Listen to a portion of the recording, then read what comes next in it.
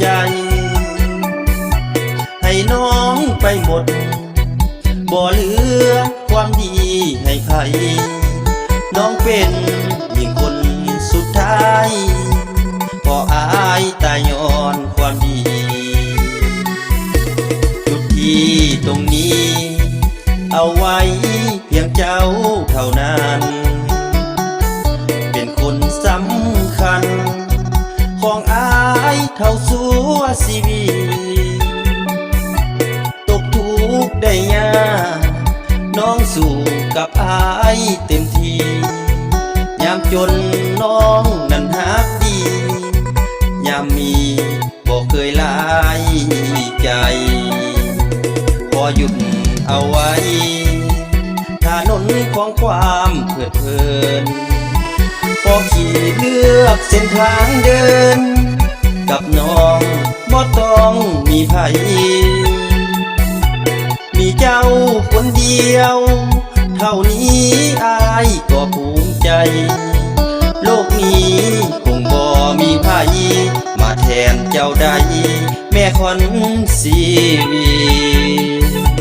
จุดที่ตรงนี้บ่มีเส้นทางสายใหม่พบคนถึกใจ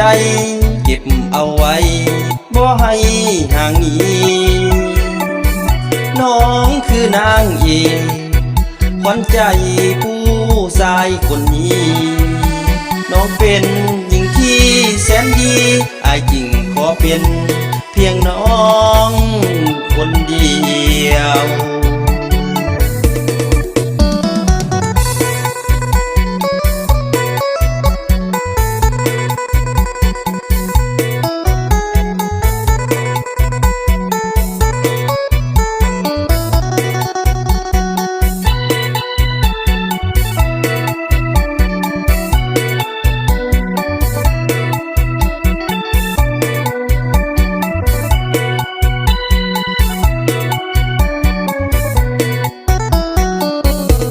พอหยุด